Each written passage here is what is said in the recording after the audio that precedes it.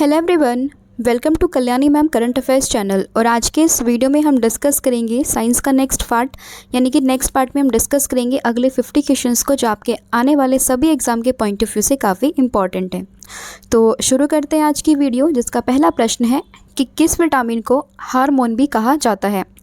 आपके पास different vitamin होते हैं, तो उसमें से आपको बताना है कि कौन सा ऐसा विटामिन है जिसको हार्मोन भी कहा जाता है। तो दिए गए ऑप्शन में से करेक्ट आंसर होगा इसमें ऑप्शन नंबर सी, यानी कि जो विटामिन डी है इसको हार्मोन भी कहा जाता है।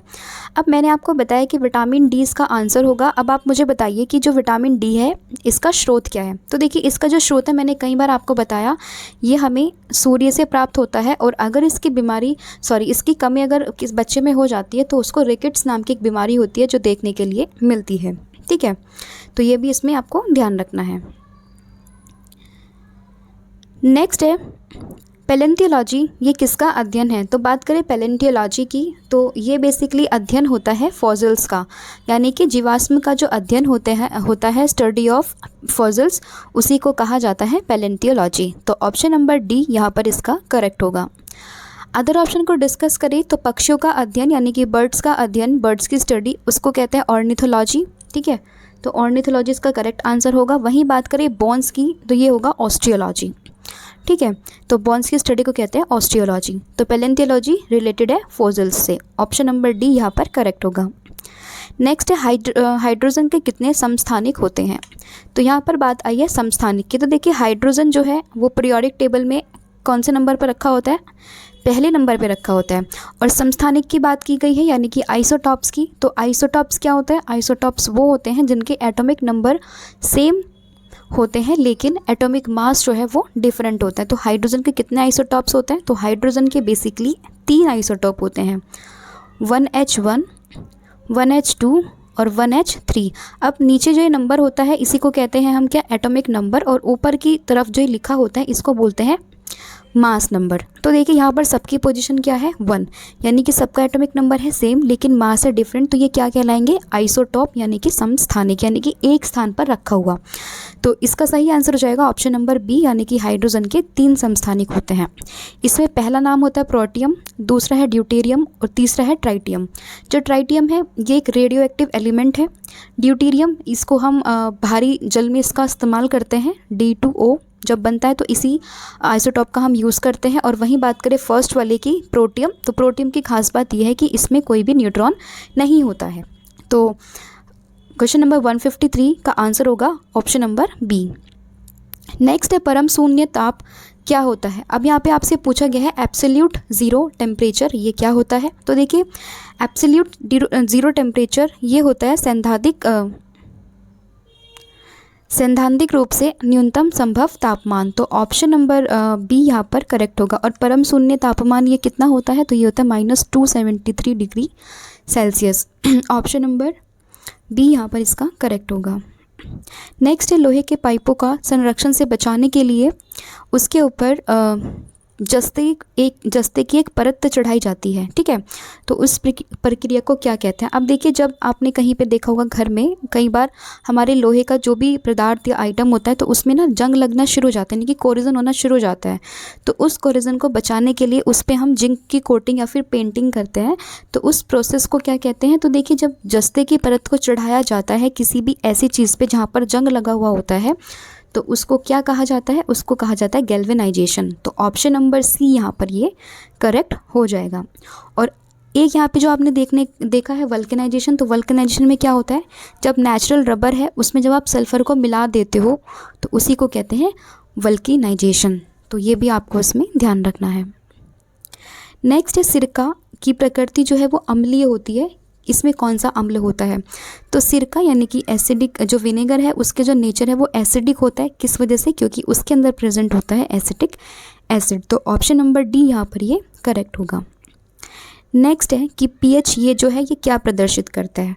पीएच आपने देखा होगा, इस पहले तो आप मुझे कमेंट सेक्शन में बताएंगे कि पीएच की फुल फॉर्म क्या होती है। ठीक है, पीएच सबसे पहले इसको बताया था किसने, सोरेनसन नाम के एक वैज्ञानिक थे उन्होंने। 0 से लेकर 14 तक की एक स्केल होती है, बीच में न्यूट्रल 7। इधर वाले जितने भी नंबर हैं वो सब बेसिक नेचर को शो करते हैं और ये वाले नेचर सभी एसिडिक नेचर को शो करते हैं। तो पीएच जो है वो बेसिकली किसी भी सोल्यूशन में उसकी एसिडिटी और बेसिसिटी को बताता है। तो ऑप्शन नंबर सी यहाँ पर ये करेक्ट हो जाएगा। नेक्स्ट है सागर जल में सर्वाधिक मात्रा में पाए जाने वाला पदार्थ क्या होता है। अब देखिए हमें पता है कि जो नेचुरल आपका सॉल्ट है, कॉमन साल्ट जिसको बोलते हैं NaCl, ये आपको कहाँ देखने के लिए मिलता है? या आप जल से ही सागर जल से एक्सट्रैक्ट करते हो तो सबसे ज़्यादा जो क्वांटिटी होगी किसी भी सागर जल में वो किसकी प्रेजेंट होगी? तो वो भी आपको देखने के लिए मिलेगी साधारण लवण की, यानी कि कॉमन साल्ट की। तो ऑप्शन नंबर बी यहाँ पर करेक्ट हो जाएगा।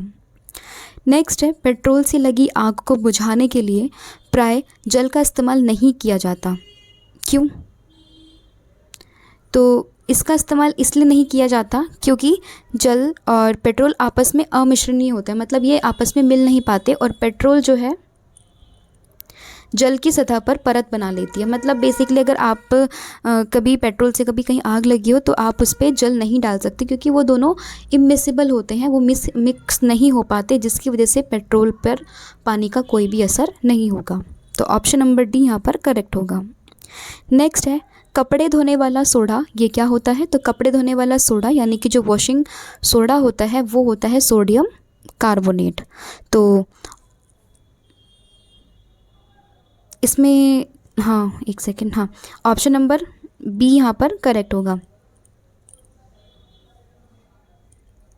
Option number B hydrated sodium carbonate, और सोडियम कार्बोनेट का फॉर्मूला क्या होता है? Na2CO3। तो ये भी आपको इसमें ध्यान रखना है।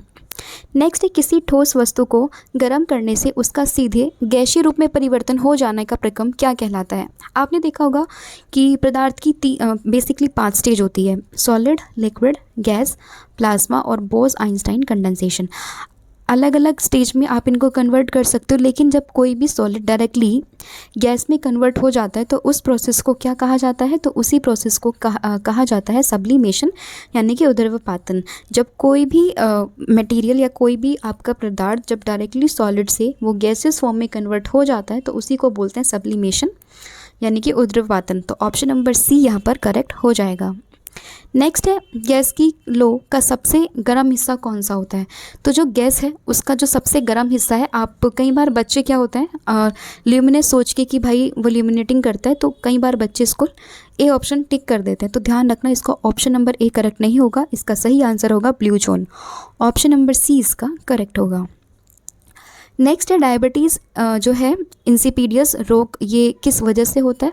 तो आपने देखा होगा कि जो डायबिटिक पेशेंट्स हैं वो बेसिकली किस चीज़ का इंजेक्ट करते हैं? तो वो लेते हैं इंसुलिन, क्योंकि इंसुलिन से कहते हैं कि अगर इंसुलिन की कमी हमारे शरीर में हो जाती है तो डायबिटिक की जो प्रॉब्लम है वो देखने के लिए मिलती है। नेक्स्ट है कोशिका शब्द सबसे पहले किसने दिया, या फिर आप कह सकते हो कि कोशिका शब्द किसने दिया? तो बात करें कोशिका यानी कि सेल की, तो इसका जो शब्द था ये सबसे पहले दिया गया था रॉबर्ट हुक के द्वारा। तो ऑप्शन नंबर बी यहाँ पर करेक्ट होगा। वही बात करें ल्यूवेनहॉक की, तो पूरा नाम है एवी ल्यूवेनहॉक। तो इन्होंने 1683 में खोज की थी बैक्टीरिया की। 1683 में ल्यूवेनहॉक के द्वारा खोज की गई थी बैक्टीरिया की। वही बात करें फ्लेमिंग की, तो अलेक्जेंडर फ्लेमिंग नाम के एक साइंटिस्ट थे जिन्होंने सबसे पहले पेनिसिलिन की खोज की थी, और रॉबर्ट ब्राउन ने खोज की थी न्यूक्लियस की 1831 में। नेक्स्ट है एडवर्ड जेनर ने किसकी खोज की थी? तो एडवर्ड जेनर की बात करें तो इन्होंने वैक्सीनेशन की खोज की थी, किसके लिए? स्मॉल पॉक्स के लिए। तो ऑप्शन नंबर ए यहाँ पर करेक्ट होगा। नेक्स्ट है मानव शरीर की त्वचा की बाह्य परत के लिए निम्नलिखित में से किस शब्द का उपयोग किया जाता है? ये क्वेश्चन कल भी मैंने आपको पढ़ाया था, रिपीट हो गया है। तो देखिए इसका आंसर जो होगा वो होगा epidermis, option number C. Next है किस पिंड का वेग 2 गुना होने पर उसकी गतिज ऊर्जा पे क्या प्रभाव पड़ता है? तो देखिए जो आपका गतिज ऊर्जा है इसका फॉर्मूला क्या होता है? Kinetic energy is equal to half mv²। अब यहाँ पे बोला है कि उसका जो वेग है वो 2 गुना हो गया है। वेग 2 गुना होने का मतलब आपकी वेलोसिटी 2 गुना हो गई है। अब आप इसको सॉल्व करोगे तो ये 4v²। अब ये देखिए तो ऑलरेडी आपका फॉर्मूला है, तो आपका जो नई काइनेटिक एनर्जी है वो कितनी गुना बढ़ जाएगी? तो वो 4 गुना बढ़ जाएगी। तो ऑप्शन नंबर सी यहाँ पर करेक्ट होगा। नेक्स्ट है रडार का प्रयोग। रडार का प्रयोग हम कब करते हैं? अब सबसे पहले हम जानते हैं रडार की फुल फॉर्म क्या होती है। तो रडार की फुल फॉर्म होती है radio detection and ranging. Radio detection and ranging, ये इसकी फुल फॉर्म होती है। अब इसका यूज़ कहाँ होता है, तो देखिए इसका जो यूज़ है वो वायुयान जैसी वस्तुओं की पहचान या फिर उनकी जो स्थिति है उनका पता लगाने के लिए होता है। पानी के अंदर इसका इस्तेमाल किया जाता है, ये जानने मतलब पानी की सतह पर ये जानने के लिए कि नीचे जो है वो चीज़ जो है कहाँ मौजूद है, कितनी डिस्टेंस पे मौजूद है, उसका पता लगाने के लिए हम यूज़ करते हैं रडार का। इसकी फुल फॉर्म भी अक्सर पूछी जाती है, तो ये भी आपको ध्यान रखनी है और यूज़ ये भी याद रखना है। नेक्स्ट है 3 प्राथमिक वर्ण, ये कौन कौन से होते हैं। तो जो आपके प्राइमरी वो हैं क्या बोलते हैं कलर्स, वो कौन कौन से होते हैं, तो ये होते हैं आपके नीला, हरा और लाल। नीला, हरा, लाल, यानी कि ऑप्शन नंबर ए जो है यहाँ पर आपका करेक्ट हो जाएगा। नेक्स्ट है खगोलीय दूरी का मात्रक। तो खगोलीय यानी कि जो एस्ट्रोनॉमिकल यूनिट्स होती हैं, डिस्टेंस होती है, उनको हम किस में मापते हैं, तो उनको मापते हैं लाइट ईयर में। तो ऑप्शन नंबर डी यहाँ पर करेक्ट हो जाएगा कि किसी भी एस्ट्रोनॉमिकल यूनिट को मेज़र करने के लिए हम यूज़ करते हैं लाइट ईयर को। दिए गए ऑप्शन के अकॉर्डिंग जो राइट आंसर होगा वो होगा लाइट ईयर। और ये भी कई बार पूछते हैं कि एक लाइट ईयर कितने मीटर के बराबर होता है, तो एक लाइट ईयर ये बराबर होता है 9.46 × 10⁻15 मीटर। नेक्स्ट है डीडीटी, उस जो रसायन का नाम है, तो निम्नलिखित में इसका उपयोग किस तरीके से करते हैं। तो आपको बेसिकली डीडीटी के बारे में बताना है। तो देखिए डीडीटी इसका यूज़ जो है वो हम एक कीटनाशक के रूप में करते हैं। तो ऑप्शन नंबर बी यहाँ पर इसका करेक्ट हो जाएगा कि डीडीटी एक प्रकार का कीटनाशक है। और वही बात करें डीडीटी की, तो इसकी फुल फॉर्म होती है dichloro diphenyl trichloro ethane. Dichloro diphenyl try chloro ethane, तो ये भी आपको इसमें ध्यान रखना है। नेक्स्ट है हीमोग्लोबिन। तो हीमोग्लोबिन का कार्य क्या होता है, या फिर आप कह सकते हैं कि हीमोग्लोबिन की वजह से ही जो हमारी आरबीसीज होती हैं उनका जो कलर है वो कैसा होता है, वो रेड होता है। तो बेसिकली आरबीसी को रंग प्रदान करने वाला तत्व ये क्या होता है, ये होता है हीमोग्लोबिन। वहीं बात करें पेड़ पौधों के पत्ते को रंग देने वाला, तो ये होता है आपका क्लोरोफिल। क्लोरोफिल की वजह से ही जो कलर है वो ग्रीन रहता है। नेक्स्ट है भोजन में विटामिन डी की कमी से होने वाला रोग। पहले क्वेश्चन में मैंने आपको बताया कि विटामिन डी की कमी से होने वाला रोग तो ये होता है रिकेट्स। बेसिकली बच्चों के अंदर देखने के लिए मिलता है और इसका मुख्य स्रोत जो है वो आपका होता है सूरज, और इसी विटामिन को हम हार्मोन के नाम से भी जानते हैं। ठीक है, बेरी ये होता है B1 की वजह से, स्कर्वे ये होता है विटामिन सी की कमी से, और नाइट ब्लाइंडनेस ये होता है विटामिन ए की कमी से। नेक्स्ट है एक्वारीजिया, निम्नलिखित में से किसका मिश्रण होता है। तो एक्वारीजिया की बात करें तो ये कॉम्बिनेशन होता है HCl और HNO3 का। तो ऑप्शन नंबर बी यहाँ पर करेक्ट होगा। जब आप 3 पार्ट ऑफ HCl मिला लो और 1 भाग ले लो HNO3 का, तो इसी कॉम्बिनेशन को कहा जाता है एक्वारीजिया। नेक्स्ट है विक्रम साराभाई अंतरिक्ष केंद्र कहाँ स्थित है। तो विक्रम साराभाई अंतरिक्ष केंद्र की बात करें तो ये आपको देखने के लिए मिलेगा तिरुवनंतपुरम में। ऑप्शन नंबर डी यहाँ पर करेक्ट होगा। एक बहुत ही फेमस स्पेस एजेंसी है ISRO, Indian Space Research Organisation, मुख्यालय है इसका बेंगलोर में। और वहीं बात करें बार्क यानी कि भामा एटॉमिक रिसर्च का सेंटर, तो इसका जो केंद्र है वो आपको देखने के लिए मिलेगा ट्रॉम्बे, मुंबई में। नेक्स्ट है प्लास्टर ऑफ पेरिस, जिसको POP बहुत फेमस नाम है। तो POP इसका फॉर्मूला क्या होता है, तो इसका फॉर्मूला होता है CaSO4.12H2O। वही बात करें जिप्सम की तो सेम फॉर्मूला होता है, बस वाटर के मॉलिक्यूल बदल जाते हैं, तो ये होता है 2H2O। अगर CaSO4.12H2O आया तो ये हो जाएगा आपका प्लास्टर ऑफ पेरिस, वही CaSO4.2H2O आया तो ये बन जाएगा आपका जिप्सम। और जिप्सम को जब 120 डिग्री सेल्सियस पर आप गर्म करते हो तभी वो बनता है आपका प्लास्टर ऑफ पेरिस। तो इसका जो आंसर हो जाएगा ऑप्शन नंबर सी इसका करेक्ट होगा। नेक्स्ट है जी का की यूनिट क्या होती है। जी यानी कि जो आपका यूनिवर्सल कांस्टेंट है, ग्रेविटेशनल कांस्टेंट जिसको कहते हैं, तो उसका आपको यूनिट बतानी है। तो जी का फॉर्मूला क्या होता है, F = G m1 m2 upon r square. ठीक है, ये आपका फोर्स, ये ग्रेविटेशनल कांस्टेंट m1 m2 दोनों मास, और r जो है वो दो ऑब्जेक्ट के बीच की दूरी होती है। अगर आपको किसी भी एक यूनिट निकालनी होती है तो देखिए, फोर्स को हम मेज़र करते हैं न्यूटन में, जी की हमें फाइंड आउट करनी है, मास को केजी में मापते हैं, ये भी केजी, और नीचे आपका मीटर स्क्वायर, केजी आपका kg square upon metre square, और इधर ये न्यूटन और जी। अब क्रॉस आप जब आप करोगे तो न्यूटन जो है न्यूटन मीटर स्क्वायर पर केजी स्क्वायर, तो ये इसकी फाइनल यूनिट निकलेगी, यानी कि न्यूटन मीटर स्क्वायर पर kg square. Option number C. Next, Hargobind Khorana को नोबेल पुरस्कार प्राप्त हुआ था। अब उन्हें किस फील्ड में नोबेल पुरस्कार से सम्मानित किया गया था? तो देखिए, हरगोविंद खुराना ने जेनेटिक कोड में रिसर्च की थी, तो उसी वजह से 1968 में उन्हें नोबेल प्राइज़ दिया गया था। तो ऑप्शन नंबर ए यहाँ पर करेक्ट होगा। नेक्स्ट, शरीर में निम्नलिखित में से किसकी अधिकता से हृदयघात यानी कि हार्ट अटैक होने के चांसेस रहते हैं? और आज के टाइम पे हार्ट अटैक से हमने काफ़ी केसेस सुने हैं। तो देखिए, अगर हमारे शरीर में कोलेस्ट्रॉल की मात्रा बढ़ जाती है तो उस कंडीशन में जो हार्ट अटैक के चांसेस हैं वो भी बढ़ जाते हैं। नेक्स्ट है, क्वाशियोकर किसकी कमी से होता है? तो देखिए, प्रोटीन की कमी से बेसिकली दो बीमारी हमें देखने के लिए मिलती है, खासकर बच्चों में। तो उसमें से एक है क्वाशियोकर और दूसरी होती है मैस्मेरस। तो दोनों में से कोई भी आए तो ये हमेशा प्रोटीन से होने वाली बीमारी है। पहली है क्वाशियोकर और दूसरी है मैस्मेरस। तो यहाँ पे पूछा गया है क्वाशियोकर का, तो सही आंसर इसका हो जाएगा protein, option number C. Next है, मछली का जो लीवर है उसमें आपको क्या देखने के लिए मिलता है, मतलब कौन सा विटामिन उसमें देखने के लिए मिलता है? तो अगर मछली के लीवर की बात करें तो बहुत ही भरपूर मात्रा में देखने के लिए मिलता है विटामिन डी। अब यहाँ पे कैच है, कैच क्या है कि मछली के लीवर की बात की गई है स्पेसिफिकली, तो मछली के लीवर में मिलेगा विटामिन डी, लेकिन पूरी मछली की बात करें तो उसमें आपको देखने के लिए मिलेगा विटामिन ए। नेक्स्ट है, भोपाल त्रासदी के दौरान कौन सी गैस निकली थी? तो जब भोपाल गैस ट्रेजेडी हुई थी 1984 में, तो 1984 में जब ये ट्रेजेडी हुई थी तो उस दौरान जो गैस रिलीज़ हुई थी वो थी मिथाइल आइसोसाइनाइड, जिसको इन शॉर्ट MIC के नाम से भी जानते हैं। नेक्स्ट है, ऑयल ऑफ विट्रॉयल किसे कहते हैं? तो ऑयल ऑफ विट्रॉयल की बात करें तो ये हम कहते हैं H2SO4 को। तो ऑप्शन नंबर डी यहाँ पर इसका करेक्ट हो जाएगा।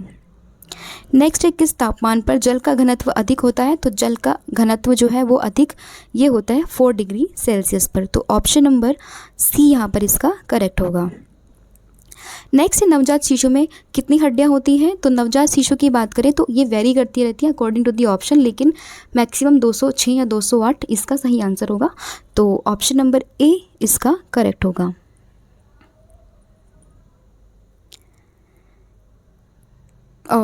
नवजात शिशु की बात की गई है, तो नवजात शिशु में देखने के लिए मिलती है 300 हड्डियाँ, लेकिन वयस्क में देखने के लिए मिलती है 206 या 208। सही मायने में 206 होती है, लेकिन नवजात शिशु में होती है 300।